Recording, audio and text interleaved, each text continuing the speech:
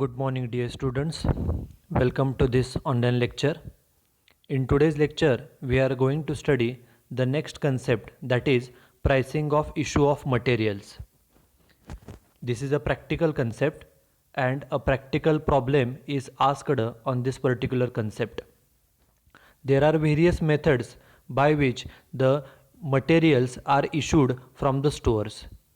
In today's lecture, we are going to study the first method, which is first in first out method.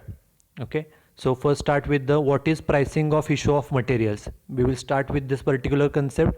After that, we will study the concept of, that is method of FIFO, that is first in first out method, and after that we will see how the FIFO method is applied, that is how the store's ledger account is prepared under the FIFO method. पहिल्यांदा आपण pricing of issue of materials म्हणजे काय हे पाहणार आहोत.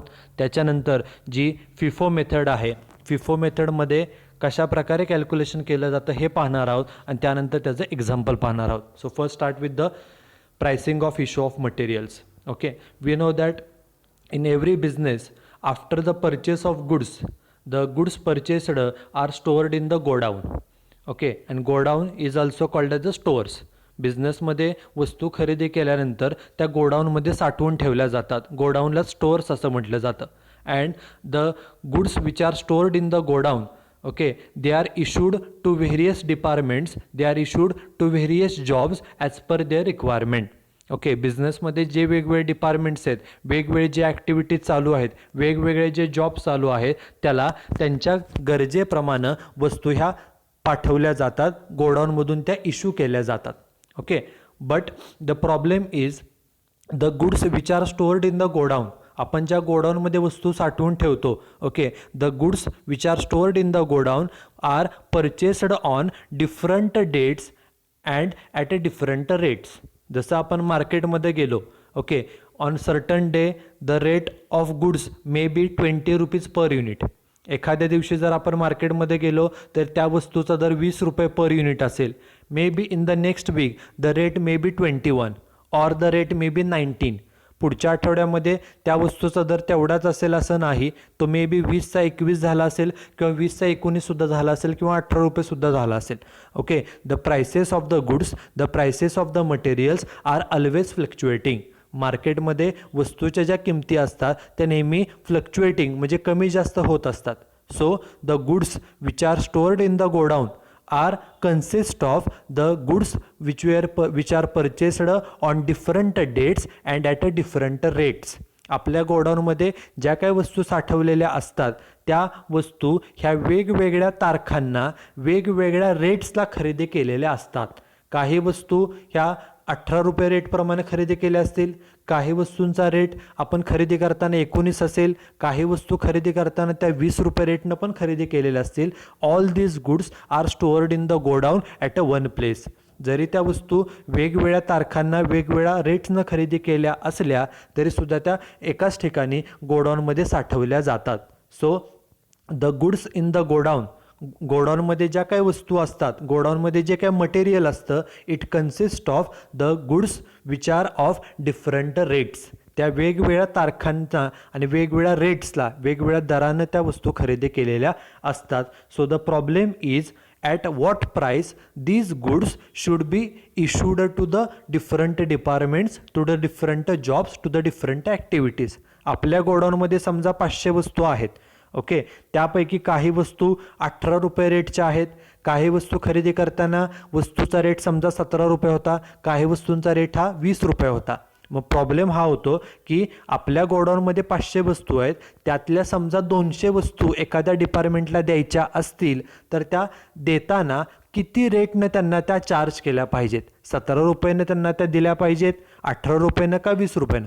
Okay, त्यांच्याकडून पैसे घेतले जात नाहीत, because goods are purchased, already purchased, they are stored in the godown. But for accounting purpose, अकाउंटिंगसाठी आपल्याला त्यांना त्या वस्तू देताना एक ठराविक रेट हा त्यावरती मेन्शन करावा लागतो. Okay, and the problem for the businessman is at what rate these goods should be issued to that particular department. 17 रुपये रेटनं वस्तू त्यांना द्यायच्या, 18 रुपये रेट त्यांना दाखवायचा का 20 रुपये दाखवायचा अकाउंटिंगसाठी. It is a main problem for the businessman, for the store keeper. जो स्टोअर म्हणजे गोडाऊनचा इन्चार्ज आहे, गोडाऊनचा इन्चार्ज, गोडाऊनला स्टोअर्स असं म्हणतात, त्या स्टोअर कीपरला हा नेहमी प्रॉब्लेम हा येत असतो. And for solving this problem, की कोणत्या रेटनं वस्तू त्या डिपार्टमेंटला दिल्या पाहिजेत, गोडाऊनमधनं वस्तू एखाद्या डिपार्टमेंटला इश्यू करताना देताना कोणत्या रेटनं त्या दिल्या पाहिजेत, हा जो प्रॉब्लेम आहे. For solving this particular problem there are various methods. Out of this in today's lecture we are going to study the first method, that is first in first out method. Okay, read the word carefully. First in, ज्या वस्तू first in झाल्या, ज्या वस्तू गोडाऊनमध्ये पहिल्यांदा आल्या, first in, ज्या वस्तू गोडाऊनमध्ये पहिल्यांदा आल्या, इन झाल्या, त्या फर्स्ट आउट करा. पहिल्यांदा आउट करा म्हणजे पहिल्यांदा इश्यू करा. ओके, बिझनेसमध्ये we know that we purchase the material, we purchase the goods on different dates. आपण वस्तूचं परचेसिंग वेगवेगळ्या तारखांना करत असतो. ओके, ज्या वस्तू गोडाऊनमध्ये पहिल्यांदा इन होतील, फर्स्ट इन होतील, त्या फर्स्ट आउट करा, त्या गोडाऊनमधून पहिल्यांदा इश्यू करा. Okay, this is first in first out, that is FIFO method. So read it carefully. Under this method the goods are issued in the order of their purchases. ज्या सिक्वेन्सनं आपण वस्तू खरेदी केलेल्या आहेत त्याच सिक्वेन्सनं वस्तू ह्या इश्यू केल्या जातात. म्हणजे ज्या वस्तू अगोदर खरेदी केलेल्या आहेत पहिल्यांदा, फर्स्ट परचेस्ड, ज्या अगोदर खरेदी केलेल्या आहेत त्या अगोदर गोडाऊनमध्ये आलेल्या असणार, त्या वस्तू पहिल्यांदा इश्यू केल्या जातात. गोडाऊनमधून पहिल्यांदा त्या एखाद्या डिपार्टमेंटला दिल्या जातात. इश्यू करणे म्हणजे देणे. Okay, the materials first purchased are issued first till they are exhausted completely. जो पहिला लॉट आपण खरेदी केलेला होता, पहिल्यांदा वस्तू खरेदी केल्या, पहिल्यांदा तो लॉट सर्व संपवला जातो.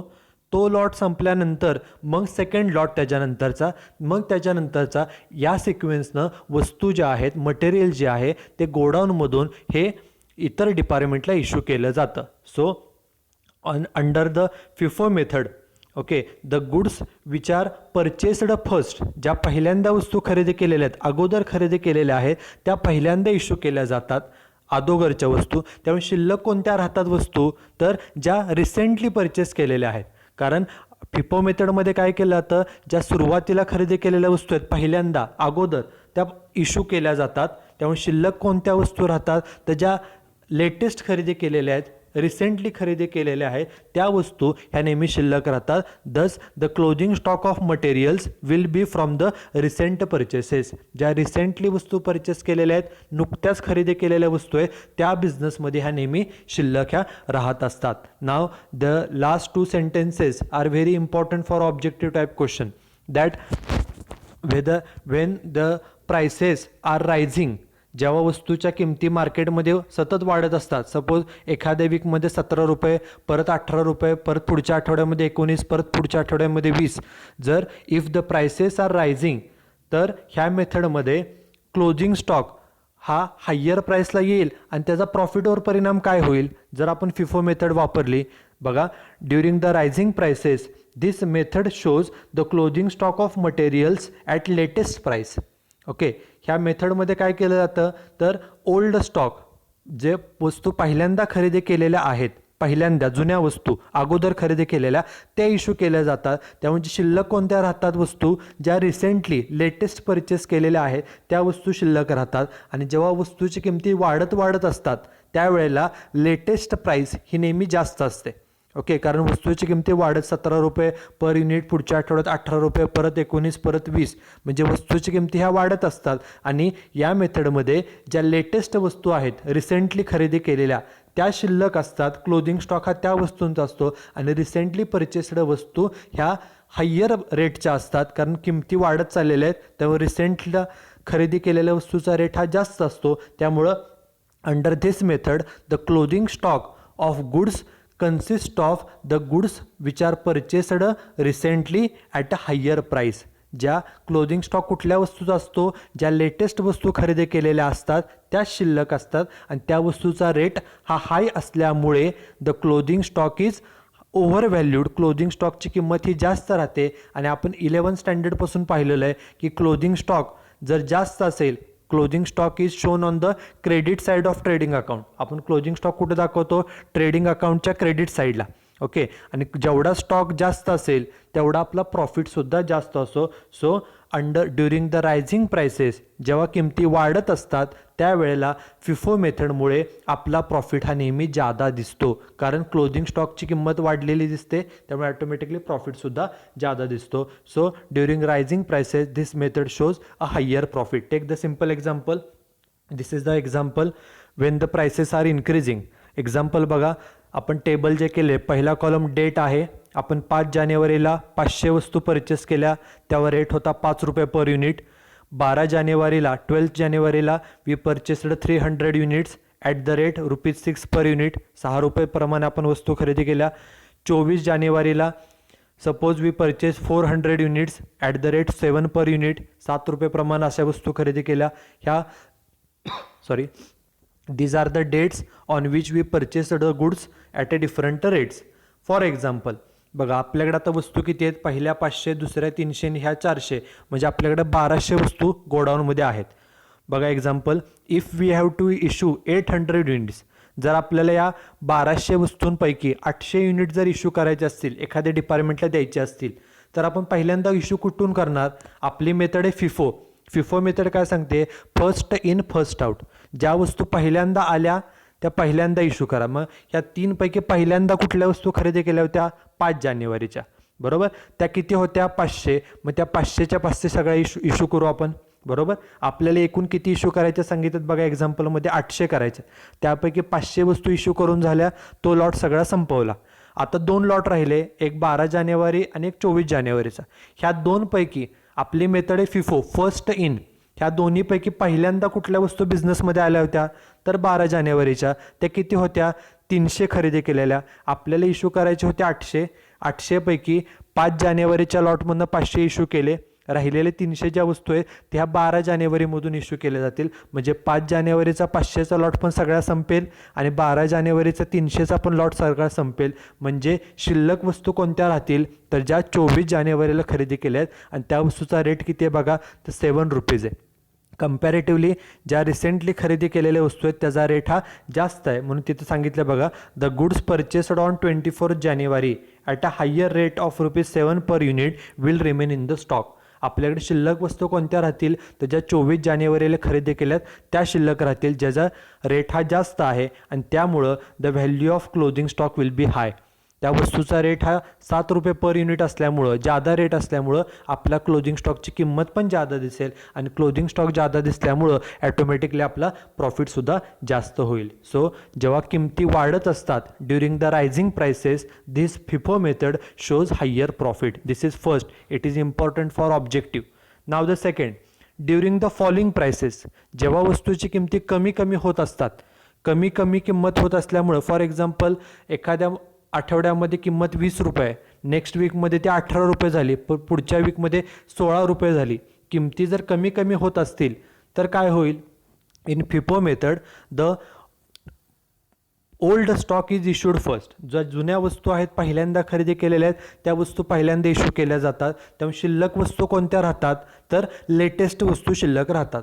आणि लेटेस्ट जर मार्केटमध्ये किमती कमी होत असतील, फॉलिंग असेल, किमती कमी होत असतील, तर लेटेस्ट रेट जो आहे तो कमी असतो, आणि कमी रेट असल्यामुळे, रेट पर युनिट कमी असल्यामुळं our closing stock is shown at a low rate, low price. आपल्या क्लोजिंग स्टॉक कमी रेटनं दिसतो, कमी किमतीला दिसतो, आणि क्लोजिंग स्टॉक कमी दिसल्यामुळं automatically our profit also is lower. त्यामुळे आपला प्रॉफिटसुद्धा कमी येतो. For example, see the particular example, see the second table. When the prices are decreasing, for example 3 columns are prepared: date, purchases and rate. On 5th January we purchased 500 units at the rate ₹7 per unit.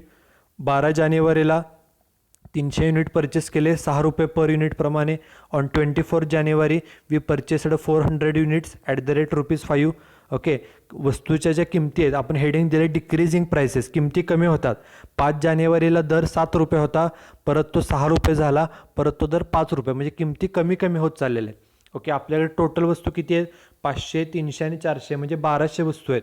C the example, if we have to issue 800 units, आपल्याला जर 800 वस्तू issue करायच्या असतील, आपण कोणत्या issue करतो? आपली method आहे FIFO, first in first out. त्यामुळे ज्या पहिल्या वस्तू आल्या त्या पहिल्यांदा आउट करायच्या. ह्यातल्या पहिल्यांदा कुठल्या आलेल्या आहेत? पहिल्या आल्या 5 जानेवारीच्या, तो 500चा लॉट सगळा इश्यू करा 7 रुपये प्रमाणे. त्यानंतर अजून 300 राहिल्या, त्यानंतरचा पुढचा लॉट कुठला आहे? 12 जानेवारीचा, तो इश्यू करा. मग शिल्लक कुठल्या राहतील वस्तू? तर 24 जानेवारीच्या शिल्लक राहतील, ज्याचा रेट किती आहे? 5 रुपये. ओके, बाकीच्या वस्तूंचा रेट 7 रुपये होता, 6 रुपये होता. ज्या शिल्लक राहिल्या 24 जानेवारीच्या त्याचा रेट फक्त 5 रुपये पर युनिट आहे. त्याचा रेट हा कम्पॅरेटिव्हली कमी आहे. So read the line carefully. The goods purchased on 24th January at lower rate of ₹5 per unit will remain in the stock. 800 वस्तू इश्यू केल्यानंतर शिल्लक कोणत्या राहिल्या वस्तू? त्याच्या 24 जानेवारीला आपण 5 रुपये रेटनं, कमी रेटनं खरेदी केलेल्या त्या शिल्लक राहतात आणि त्यामुळं the value of closing stock will B low. त्यामुळे क्लोजिंग स्टॉकची किंमतसुद्धा, वस्तूचा रेट कमी असल्यामुळं क्लोजिंग स्टॉकची किंमतसुद्धा कमी दिसेल. And automatically when the closing stock is lower the profit is also lower. So during the falling prices, जेव्हा प्राइसेस कमी होत असतात त्यावेळेला this FIFO method shows lower profit. This is very important for objective type questions. So this is first in first out method. Under this particular method we have seen that in this method the goods which are purchased first are issued first. ज्या वस्तू पहिल्यांदा खरेदी केलेल्या असतात त्या पहिल्यांदा issue केल्या जातात. So for clear understanding of this method we will see this example. Read the example carefully and note down it in your notebook. Read it carefully. The example is, from the following information prepare stores ledger account under FIFO method for the month of January 2016. What we have to prepare? We have to prepare stores ledger account. आपल्याला stores ledger account तयार करायचं आहे. कुठल्या महिन्याचं? For the month of January 2016, जानेवारी 2016चं ledger account तयार करायचं आहे, स्टोअर्स लेजर अकाउंट. आणि ते कोणत्या मेथडनं? तर फिफो मेथडनं. Okay, see the tables. 2 tables are given. In the first table there are 4 columns. First column is date, second is particulars, third is quantity and fourth is rate in rupees. Rate means rate per unit. Rate म्हणजे एका वस्तूचा rate. Okay, on 1st January, see the table carefully. On 1st January, 1 तारखेला, 1 तारीख म्हणजे opening. Okay, particulars कॉलममध्ये लिहिले opening balance, म्हणजे महिन्याच्या सुरुवातीचं ओपनिंग बॅलन्स किती आहे? सुरुवातीला आपल्या गोडाऊनमध्ये किती वस्तू आहेत? तर 500 युनिट्स आहेत. एका वस्तूचा रेट किती आहे? 4 रुपये. 500 वस्तू 4 रुपयाप्रमाणे, म्हणजे एक वस्तू 4 रुपयाची आहे आणि अशा आपल्याकडे 500 वस्तू आहेत. जर दोन्हींचा गुणाकार केला, 500 वस्तू गुणिले 4, तर येतं ते 2000. म्हणजे आपल्याकडे 2000 रुपयाचा स्टॉक हा महिन्याच्या सुरुवातीला आहे. हा ओपनिंग बॅलन्स आहे. त्याच्यानंतर सांगितलं आहे 5th जानेवारीला आपण परचेस केल्या. सांगा, वस्तू परचेस केल्या म्हणजे बिझनेसमध्ये वस्तू आल्या. किती वस्तू खरेदी केल्या? 200 वस्तू. एक वस्तू किती रुपयाला? 4 रुपये 25 रुपये, 4.25 प्रमाणे. त्यानंतर on 12th January we purchased 150 units. एक वस्तू किती प्रमाणे? 4 रुपये 10 पैसे प्रमाणे. Next on 20th January we purchased another 300 units at the rate ₹4.50 per unit, and last date of purchase is on 25th January we purchased 400 units at the rate ₹4 per unit. 4 रुपये per unit प्रमाणे वस्तू खरेदी केल्या. This first table shows the purchases made by the business. पहिल्या टेबलमध्ये आपण कोणत्या तारखेला किती वस्तू किती रेटनं खरेदी केल्या हे सर्व माहिती दिलेली आहे. नाव the second table. In second table there are only 2 columns. First column is date and second column is issue quantity. Okay, आपण कोणत्या तारखेला किती क्वांटिटी इश्यू केली? इश्यू करणे म्हणजे गोडाऊनमधनं एखाद्या डिपार्टमेंटला देणे. It is called the issue. Issue करणे म्हणजे देणे. ओके, बघा, read the table. On 4th January, 4 जानेवारीला आपण किती क्वांटिटी इश्यू केली गोडाऊनमधून? 200 क्वांटिटी, 200 युनिट्स आपण एखाद्या डिपार्टमेंटला दिल्या. On 10th January, we issued 400 units. On 15th January, 100 units. On 19th January, 100 units. On 26th January, we issued 200 units. And on 30th January, we issued 250 units. एवढ्या वस्तू आपण आपल्या गोडाऊनमधून, आपल्या स्टोअर्समधून, गोडाऊन म्हणजे स्टोअर्स, एवढ्या वस्तू आपण गोडाऊनमधून ह्या वेगवेगळ्या डिपार्टमेंट्सला ह्या इश्यू केलेल्या आहेत. आता पहिल्या टेबलमध्ये पर्चेसेस दिले आहेत, दुसऱ्या टेबलमध्ये इश्यू दिलेले आहेत. ओके, त्याच्या डेट्स दिलेल्या आहेत. Whenever we have to prepare the stores ledger account. ज्या वेळेला आपल्याला स्टोअर्स लेजर अकाउंट तयार करायचं असतं, कोणत्या महिन्यात तयार करायचे, जानेवारी 2016, त्यावेळेला ते डेट वाईज आपल्याला त्यामध्ये एंट्रीज रेकॉर्ड करायचे, डेट वाईज. ओके, म्हणजे क्रोनोलॉजिकल ऑर्डर, जसं आपण जर्नल तयार करतो त्याप्रमाणे डेट वाईज. सो पहिली डेट कोणती येईल बघा, दोन्ही टेबल कम्पेअर करा. दोन्ही टेबलमधले डेट कॉलम फक्त बघा. पहिली डेट येईल 1 जानेवारी, बरोबर. त्यानंतर पुढची डेट कोणती येईल, 1 तारखेनंतर दोन्ही कॉलम बघा, डेट कॉलम्स. पहिली 1 जानेवारी, त्याच्यानंतर कोणती येईल तर 4 जानेवारी, त्यानंतर 5 जानेवारी, त्यानंतर 10th जानेवारी, त्यानंतर 12th, त्यानंतर 15th, त्यानंतर 15 नंतर 19th, after that 20th January, after that 25th, after that 26th, and last one will be 30th January. Okay, परचेसेसच्या डेट्स दिलेल्या आहेत, इश्यूच्या डेट्स दिलेल्या आहेत. आपल्याला फक्त काय करायचे, डेट वाईज ते एंट्रीज रेकॉर्ड करायचे आहेत. मग त्या परचेस असो किंवा इश्यू असो, डेट वाईज रेकॉर्ड आपल्याला करायचे आहेत. आपल्याला स्टोअर्स लेजर अकाउंट तयार करायचं आहे. So start with this. This is the format of stores ledger account. Okay, first we have to give the heading stores ledger account, and into bracket we should mention the method. Method is FIFO method. आपल्याला FIFO method प्रमाणे आपण हे तयार करतोय. This is the first example. So see the example carefully. There are 4 columns. First column is titled as date. पहिला column date आहे, त्यामध्ये फक्त डेट मेन्शन करायची. Second column is receipts. This is important.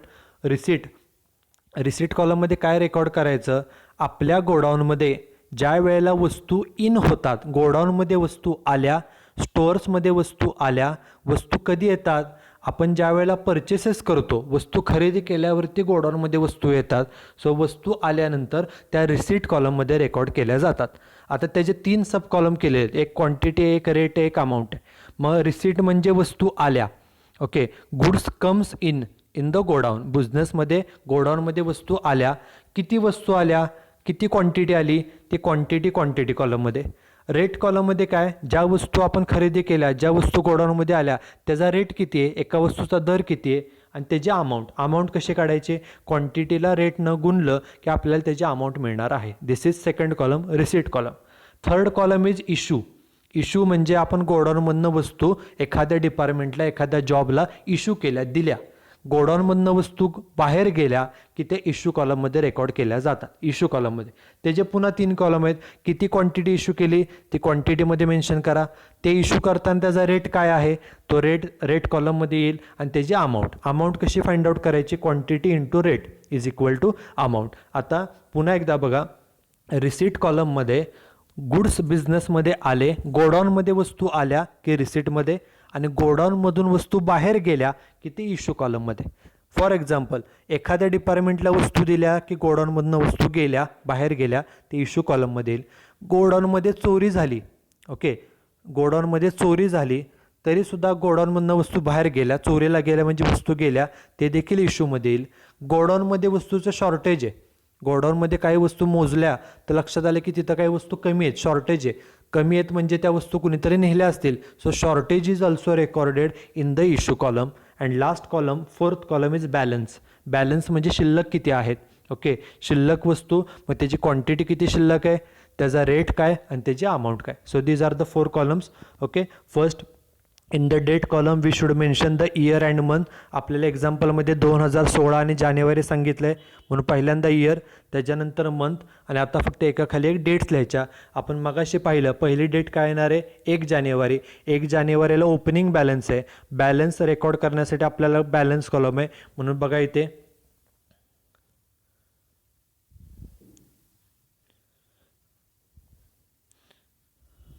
1 तारखेला बॅलन्स रेकॉर्ड केला, तारीख लिहिली 1, आणि बॅलन्स त्यांनी एक्झाम्पलमध्ये जो सांगितलेला आहे 1 तारखेला बॅलन्स किती सांगितलं आहे बघा,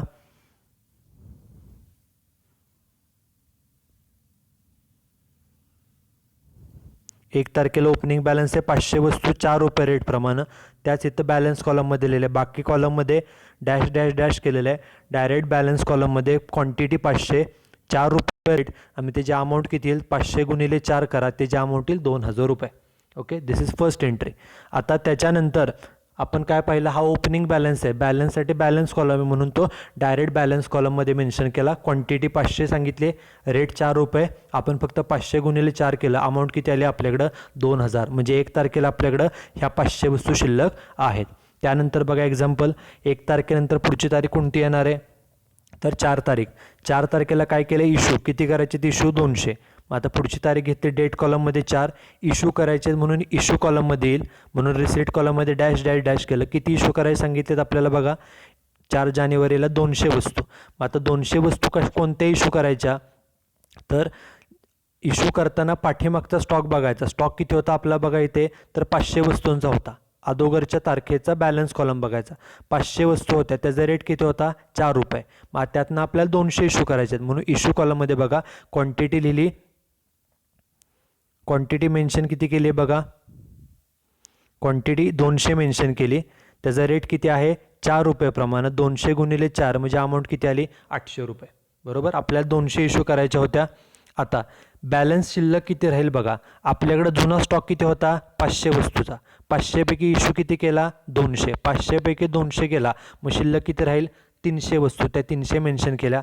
रेट त्याचा जो जुना रेट आहे 4 रुपये, तोच रेट 4 रुपये, मग 300 गुणिले 4 अमाऊंट किती आली तर 1200. म्हणजे आपल्याकडे आता किती शिल्लक वस्तू आहेत, तर 1200 वस्तू ह्या शिल्लक आहेत.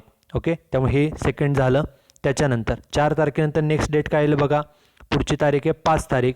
5 तारखेला परचेस केल्या 200 वस्तू 4.25 प्रमाणे. मग आता परचेस केल्या वस्तू, परचेस केल्या म्हणजे गोडाऊनमध्ये वस्तू आल्या, बरोबर, वस्तू आल्या की त्या रेकॉर्ड करायच्या रिसिट कॉलममध्ये. आफ्टर परचेसिंग द गुड्स, आपण गुड्स परचेस केलेल्या आहेत, त्यामुळं आपल्या बिझनेसमध्ये वस्तू आल्या त्यामुळे त्या रेकॉर्ड करायच्या रिसिट कॉलममध्ये. किती तारखेला बघा, तारीख लिहिली 5, किती क्वांटिटी आपल्याकडे आली 200, म्हणून क्वांटिटी मेन्शन केली 200. रेट त्यांनी सांगितले 4.25 प्रमाणे. 200 गुणिले 4.25, स्टॉक किती झाला आपला 850 रुपयाचा स्टॉक खरेदी केला. वस्तू परचेस केल्या म्हणजे गोडाऊनमध्ये वस्तू आल्या म्हणून ते रेकॉर्ड केलं रिसिट कॉलममध्ये. इशूमध्ये डॅश डॅश डॅश. त्यानंतर आता balance. Most importantly how we should write the balance. Balance लिहायचा कसा, आपण ह्या आत्ता 200 वस्तू खरेदी केलेल्या आहेत, बॅलन्स लिहिताना जो पाठीमागच्या तारखेचा बॅलन्स आहे किती 300 वस्तू 4 प्रमाणे 1200चा, पहिल्यांदा तो बॅलन्स लिहायचा ओल्ड. 300 वस्तू 4 रुपये प्रमाणे बघा, 300 वस्तू 4 रुपये प्रमाणे 1200चा हा पहिला जुना लिहिला.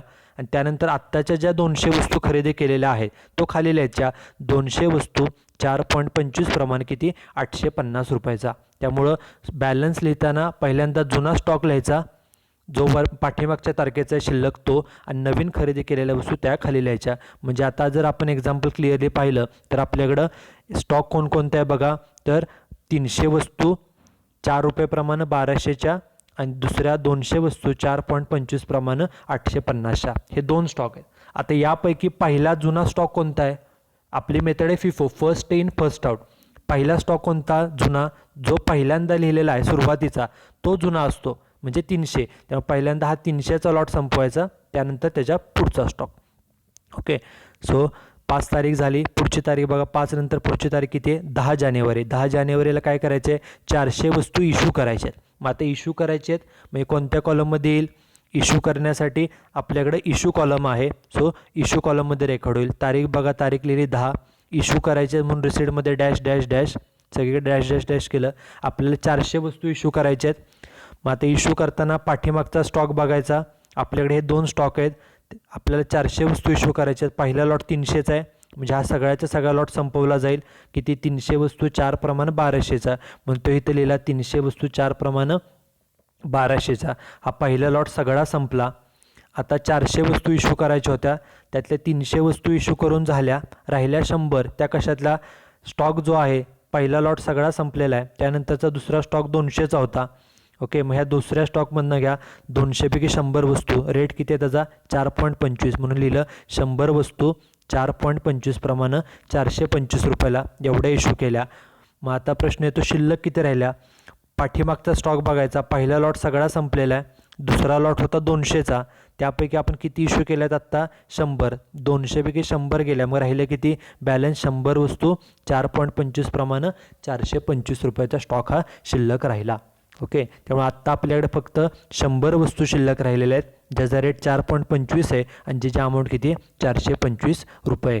ओके, त्यामुळे एवढा स्टॉक हा शिल्लक राहिला. 10 तारीख झाली. त्यानंतर बघा 10 नंतर पुढची तारीख किती आहे 12 तारखेला आपण परचेस केल्यात 150 वस्तू परचेस केल्या म्हणजे बिझनेसमध्ये गोडाऊनमध्ये वस्तू आल्या म्हणजे त्या कुठं रेकॉर्ड कराव्या लागणार आहेत आपल्याला.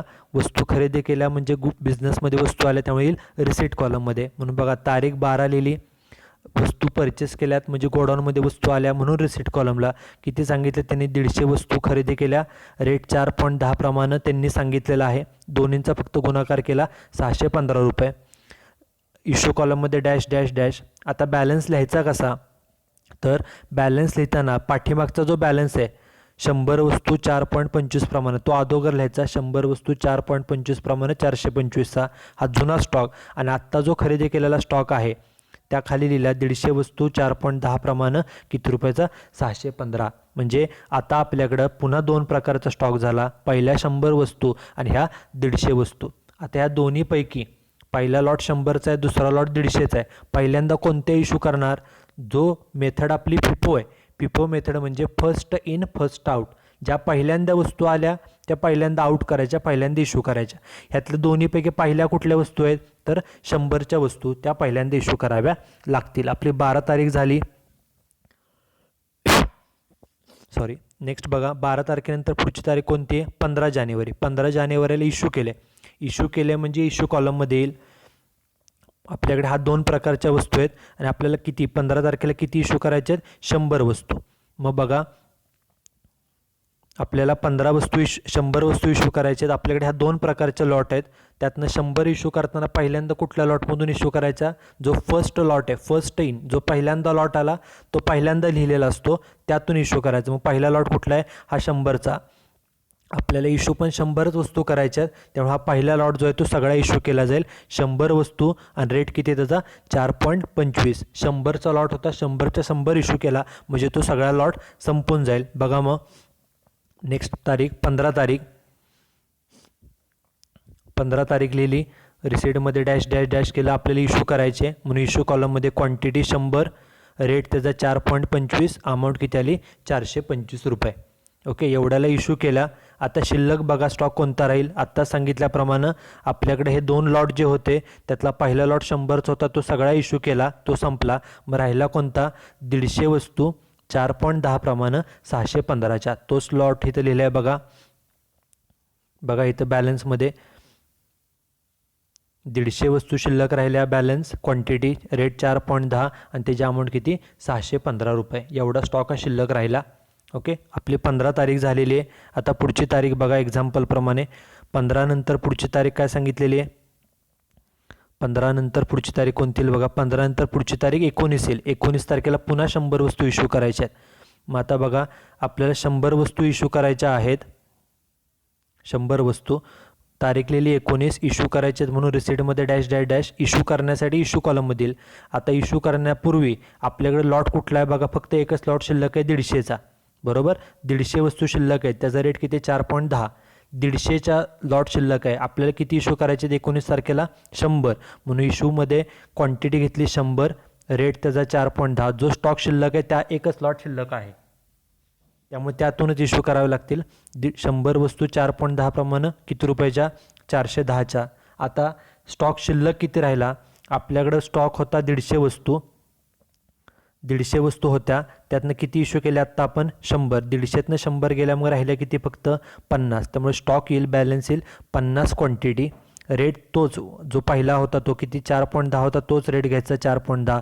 50 वस्तू 4.10 प्रमाणे दोन्हींचा गुणाकार किती आला 205 रुपये. म्हणजे आता आपल्याकडं 50 वस्तू शिल्लक आहेत ज्याचा रेट 4.10 आहे आणि त्याची अमाऊंट किती आहे तर 205 रुपये. हे झालं 19 तारीख. 19 नंतर पुढे एक्झाम्पल बघा. 19 नंतर पुढची तारीख काय 20. 20 तारखेला काय केलं परचेस, पहिला टेबल. 20 जानेवारीला परचेस केल्या 300 वस्तू. 300 वस्तू 4.5 प्रमाणे खरेदी केल्या. आता वस्तू परचेस केल्या म्हणजे वस्तू गोडाऊनमध्ये आल्या म्हणजे ते रिसीट कॉलममध्ये येईल. रिसीट कॉलममध्ये हा आपला रिसीट कॉलम आहे. बरोबर, तारीख लिहिली बघा 20. 300 वस्तू खरेदी केल्या, क्वांटिटी 300, पहिला कॉलम हा क्वांटिटी आहे, रेट कॉलममध्ये रेट लिहिला 4.5, दोन्हींचा गुणाकार अमाऊंट किती आली तर अमाऊंट आली 1350 रुपये. 300 वस्तू क्वांटिटी, रेट 4.5 आणि अमाऊंट 1350. इश्यूमध्ये डॅश डॅश डॅश केलं. आता स्टॉक लिहिण्याची पद्धत काय बघा. जो जुना स्टॉक आहे या तारखेच्या अगोदरचा किती 50 वस्तू शिल्लक होत्या 4.10 प्रमाणे, तो अगोदर लिहायचा. 50 वस्तू 4.10 प्रमाणे 205चा तो अगोदर लिहिला. आणि आत्ता ज्या खरेदी केलेल्या वस्तू आहेत 20 तारखेला खरेदी केलेल्या रिसेंटली, तो स्टॉक खाली लिहायचा. तो खाली लिहिला बघा 300 वस्तू 4.5 प्रमाणे 1350चा. म्हणजे आता आपल्याकडे पुन्हा दोन प्रकारचे स्टॉक शिल्लक आहेत. एक म्हणजे 50 वस्तू 4.10 प्रमाणाच्या आणि आत्ता रिसेंटली कुठल्या तर 300 वस्तू. ह्या दोन प्रकारचे स्टॉक हे शिल्लक आहेत. 20 तारीख झाली, पुढची तारीख बघा 20 नंतर. 20 नंतर पुढची तारीख कोणती येईल बघा. 20 नंतर पुढची डेट येईल 25 जानेवारी. 25 तारखेला काय केलं पुन्हा परचेस. वस्तू परचेस केल्या किती 400 वस्तू 4 प्रमाण. मग आता बघा वस्तू परचेस केल्या म्हणजे गोडाऊनमध्ये वस्तू आल्या. वस्तू आल्या की त्या रेकॉर्ड केल्या जातात रिसीट कॉलममध्ये. ओके, हा रिसीट कॉलम आहे. मग तारीख लिहिली बघा 25. किती वस्तू 400 वस्तू क्वांटिटी, रेट 4 रुपये सांगितले म्हणजे अमाऊंट किती झाली 1600. कशी अमाऊंट काढली 400 वस्तू गुणिले 4, 1600 अमाऊंट झाली. इश्यूमध्ये डॅश डॅश डॅश केलं. आता स्टॉक लिहिण्याची पद्धत पुन्हा एकदा बघा. स्टॉक लिहिताना काय करायचं, पाठीमागच्या डेटचा जो स्टॉक शिल्लक आहे 50 वस्तू आणि 300 वस्तू त्या पहिल्यांदा लिहायच्या. 50 वस्तू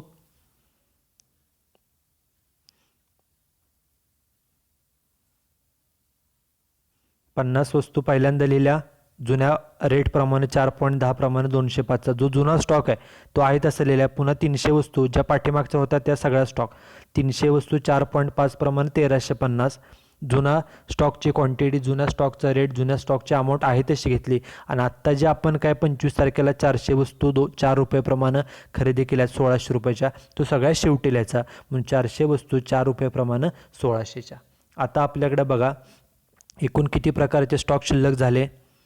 आपल्याकडे स्टॉक एकूण 3 प्रकारचे झालेले आहेत. एक म्हणजे पहिला 50 वस्तू, परत 300 आणि परत 400 असे 3 प्रकारचे. आता या 3 पैकी पहिल्यांदा कोणता लॉट इश्यू केला जाईल. आपली मेथड आहे FIFO, first in first out. जो पहिल्यांदा वस्तू आल्या त्या पहिल्यांदा आउट करायच्या. पहिल्या वस्तू कुठल्या तर त्या 1 नंबरला लिहिलेल्या असतात. पहिल्या वस्तू 50 इश्यू, तो लॉट संपल्यावर त्याच्या पुढचा, तो लॉट संपल्यानंतर त्याच्या पुढचा, ह्या सिक्वेन्सनं वस्तू इश्यू केल्या जातील. ओके, 25 तारीख झाली. त्याच्यानंतर टेबल बघा एक्झाम्पल 25 नंतर. आता पहिलं टेबल पूर्ण संपले 25. दुसऱ्या टेबलमध्ये बघा 25 नंतर पुढची तारीख 26 आणि 30, दोनच डेट्स राहिलेल्या आहेत. 26 तारखेला 200 युनिट्स इश्यू केलेले आहेत. दुसरा टेबल इश्यूच आहे. 26 जानेवारीला किती इश्यू केले आहेत 200. आता एक्झाम्पलमध्ये बघा आपल्याला वस्तू इश्यू करायच्या आहेत. इश्यू करायच्या म्हणजे ते कुठं रेकॉर्ड होईल ह्या इश्यू कॉलममध्ये. हा आपला इश्यू कॉलम आहे. पहिला हा कॉलम डेट आहे, हा रिसीट आहे, हा इश्यू आहे आणि शेवटचा बॅलन्स आहे. बरोबर. आता 26 तारखेला इश्यू करायचे म्हणून तारीख लिहिली 26. इश्यू करायचे म्हणून रिसीटमध्ये डॅश डॅश डॅश. किती इश्यू करायला सांगितल्यात 200. आता 200 इश्यू करताना कोणत्या लॉटमधून करायचा. पाठीमागचे हे 3 लॉट होते. पहिल्यांदा कशातून इश्यू करायचा, जो पहिला लॉट येतो. पहिला लॉट फक्त 50चा आहे, मग तो सगळा लॉट इश्यू करावा लागेल कारण आपल्याला 200 इश्यू करायचे आहेत. म्हणून पहिला लॉट किती 50 वस्तू 4.10 प्रमाणे 205च्या होत्या, तो सगळा लॉट इश्यू केला बघा. 50 वस्तू 4.10 प्रमाणे 205चा. हा पहिला लॉट सगळा संपवला. बरोबर. आपल्याला एकूण 200 इश्यू करायला सांगितल्यात, त्यापैकी 50 इश्यू करून झाल्या. अजून राहिल्या 150. त्या कशातून, जे स्टॉक आहे पहिला लॉट सगळा संपलेला आहे, जो दुसरा लॉट आहे त्याच्या पुढचा त्यातून. मग दुसरा लॉट किती वस्तूंचा आहे 300. रेट किती आहे 4.50. मग ह्या 300च्या लॉटमधून राहिलेल्या 150 इश्यू करायच्या. म्हणून लिहिलं बघा 150 वस्तू 4.50 प्रमाणात 150 गुणिले 4.5 गुणाकार येतो 675 रुपये. ह्या 150 वस्तू सेकंड लॉटमधून इश्यू केल्या, ज्याचा रेट किती होता 4.5. मग 150 वस्तू 4.5 प्रमाणे 675 रुपयाच्या. मग आता प्रश्न येतो स्टॉक इश्यू 200 वस्तू इश्यू करायच्या होत्या, त्या इश्यू करून झाल्या. आता शिल्लक स्टॉक कोणता राहील बघा. पहिला लॉट 50 होता, तो सगळा संपलेलाच आहे, तो संपला पूर्ण. दुसरा लॉट होता 300 क्वांटिटीचा, त्यातून आपण किती आत्ता वापरल्या इश्यू केल्या 150. मग 300 पैकी 150 गेल्या, मग शिल्लक राहिल्या किती 150 वस्तू शिल्लक राहिल्या. त्याचा रेट तोच त्या ह्याचा किती 4.5. मग 150 वस्तू 4.5 प्रमाणे किती रुपयाच्या झाल्या 675 झाल्या. हा झाला पहिला लॉट. आणि जो शेवटचा 400चा लॉट आहे शेवटचा, ओके, हा 400चा लॉट तो ॲज इट इज आहे म्हणून तो ॲज इट इज दिला. 400 वस्तू 4 रुपये प्रमाणे अमाऊंट किती 1600. म्हणजे आता आपल्याकडं 2 लॉट शिल्लक आहेत, एक म्हणजे 150 आणि एक म्हणजे 400. असे 2 लॉट आपल्याकडे शिल्लक आहेत. ओके, 26 तारीख झाली. त्याच्यानंतर आता शेवटची तारीख बघा, 26 नंतर शेवटची तारीख आहे 30. 30 तारखेला पुन्हा 250 वस्तू इश्यू करायच्या आहेत. इश्यू करायचे म्हणजे ते रेकॉर्ड करताना 250 वस्तू इश्यू करायला सांगितल्यात. मग इश्यू कोणत्या कॉलमला येईल? इश्यू कॉलमला. हा इश्यू कॉलम आहे. आता इश्यू करताना पुन्हा हेच बघायचं, पाठीमागं स्टॉक कुठला होता. एक लॉट होता 150चा आणि दुसरा लॉट आहे 400चा. आपल्याला इश्यू किती करायला सांगितलं? 250. पहिल्यांदा कशातून इश्यू कराल? जो 150चा लॉट आहे 150च्या लॉटमधनं इश्यू कराल का 400? आपली मेथड फिफो आहे, फर्स्ट इन फर्स्ट आउट. जो पहिला स्टॉक आहे, पहिला स्टॉक कुठला 150चा, तो संपवला जाईल. आपल्याला 250 इश्यू करायचे आहेत. पहिला लॉट 150चा सगळा इश्यू करा. 150 वस्तू 4.5 प्रमाणे 675. तो इश्यू केला बघा. 150 वस्तू 4.5 प्रमाणे 675. हा पहिला लॉट सगळा संपला. 150 इश्यू करून झाल्या. आपल्याला टोटल 250 इश्यू करायचे आहेत. त्यातल्या 150 झाल्या, राहिले किती? 100. मग ते कशातून इश्यू करायच्या? पुढच्या लॉटमधून. पुढचा लॉट 400चा आहे, त्यातनं 100 इश्यू करा. म्हणून 100 वस्तू, त्याचा रेट किती होता बघा? 4 रुपये. तोच रेट लिहिला 4 रुपये. 100 वस्तू 4 प्रमाणे गुणाकार किती? 100 गुणिले 4 म्हणजे 400. एवढे इश्यू करून झाल्या. ओके, आता शिल्लक किती? शिल्लक लिहिताना मागचा स्टॉक बघायचा. पहिला लॉट सगळा संपवलेला आहे. दुसरा लॉट होता 400चा, त्यातला किती इश्यू केल्यात आत्ता आपण? त्यात दुसऱ्या लॉटपैकी 100. मग 400पैकी 100 वस्तू इश्यू केल्या, राहिल्या किती? 300 वस्तू शिल्लक राहिल्या. त्याचा रेट तोच 300 वस्तू. कुठला होता रेट? जो 400 वस्तूंचा रेट होता 4 रुपये, तोच रेट. 400पैकी 100 इश्यू केल्या, मग राहिल्या 300 वस्तू 4 रुपयाप्रमाणे. 300 गुणिले 4, त्याची अमाऊंट किती झाली तर 1200 रुपये. So this is example on FIFO method. Under the FIFO method, the store's ledger account is prepared in this manner. 4 columns are prepared. In date column, we record the date. In receipt column, we record goods coming in the godown. गोडाऊनमध्ये वस्तू आल्या की त्या रिसीटमध्ये येतात, record केल्या जातात. गोडाऊनमधनं वस्तू issue केल्या, एखाद्या डिपार्टमेंटला दिल्या की त्या इश्यू कॉलममध्ये रेकॉर्ड होतात. बिझनेसमध्ये चोरी झाली, गुड्स कुणीतरी घेऊन गेलं, तरीसुद्धा वस्तू गोडाऊनमधनं बाहेर गेल्या म्हणून ते इश्यू कॉलममध्ये येतील. गोडाऊनमध्ये समजा शॉर्टेज आहे असं लक्षात आलं, कारण समजा कुणी वस्तू चोरी नेल्या गेल्या असतील त्यामुळे शॉर्टेज झालं असेल, तरी वस्तू गेल्या, ते इश्यू कॉलममध्ये येतं. And last column is balance. Balance कॉलममध्ये शिल्लक किती ते बॅलन्स कॉलममध्ये रेकॉर्ड केलं जातं. So this is all about FIFO method. Thank you.